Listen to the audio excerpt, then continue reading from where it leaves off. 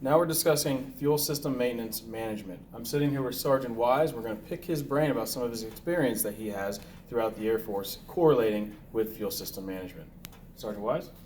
I'm Sergeant Wise. I joined as Liquid Fuels Maintenance, and through 17 years, I've been stationed at Grand Forks, Sotocano, Honduras, Spangdahlem in Germany, Mildenhall in England, and now I'm at Kadena.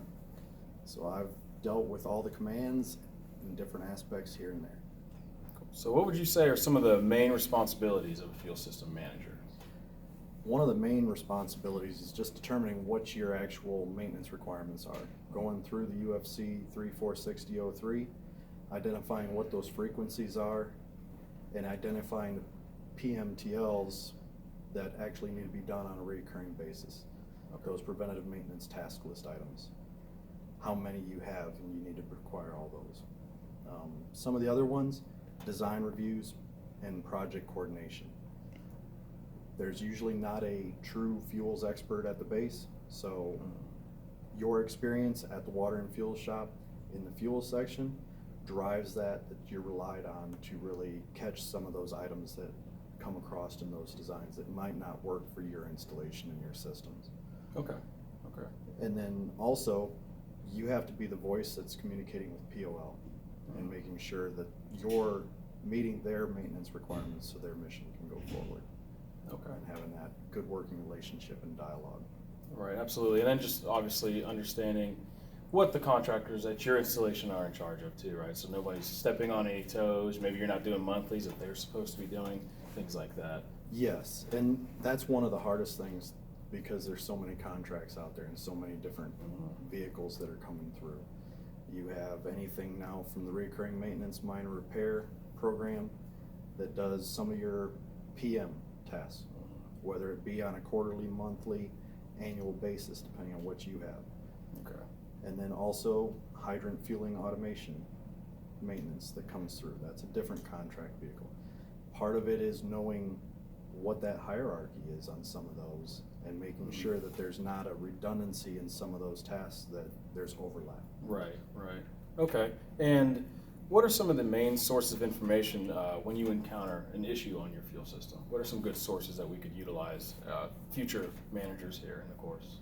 So one of the big ones I go to and everybody should use is your operations maintenance manuals. Those have your actual system settings. Those are how your system was designed. Your UFC and the other regs that we have, they're good guidelines that are out there, but your O&M manuals are truly how that system was supposed to operate and work. Okay. And then also building that network of people that you can talk to and reach back to, whether it be your MAGCOM fuels engineer, or even if you've run into other fuels people throughout this course, you'll develop connections.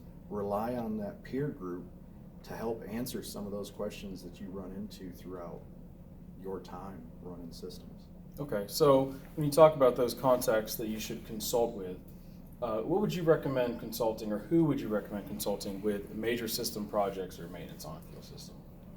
Major system projects, with those, it'll depend on what that vehicle is. So if it's the hydrant refueling or hydrant fueling automation maintenance, that one's a contract that's awarded by Air Force Petroleum, funded by DLA, but it's knowing where that one goes. That recurring maintenance minor repair contract, that one's done through the Army Corps right now in Huntsville, Alabama. So you need to find out who your project manager or your COR is on some of those contracts. Okay. And then depending on where you're at, most of your main repair contracts that come through that'll do tank cleanings, everything else, are usually executed through AFCEC or NAFAC. Okay. So it's understanding when you get to your installation and you're taking on that role, reach out to your MAGCOM fuels engineer or Air Force IMSC and ask, who's my execution agent for the bigger projects? Who's my DLA rep for infrastructure? They're the ones that fund all this stuff. And find out who those names are so you have those points of contact to go back through if a contractor doesn't meet what their scope of work does, or you're just needing to get information how you get stuff executed.